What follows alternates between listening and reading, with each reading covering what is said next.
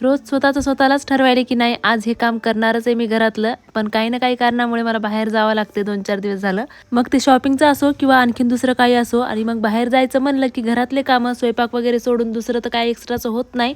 पण आज याच्यासाठी वेळ काढला होता आणि हे काम आवरून सुद्धा मला ना ब्लाऊज टाकायला बाहेर जायचंच होतं. मग पटापट हे सगळे काम वगैरे आवरून घेतले. फ्रीजवरचा जो गर्दा आहे तो सगळा क्लीन करून घेतला आणि किचन मला बरेच दिवस झालं क्लीन करायचं होतं. ह्या टाईल्स वगैरे किचन ओटा तर आपण रोज क्लीन करतोच, पण हे टाईल्स जे आहेत त्या घासाच्या राहिल्या होत्या.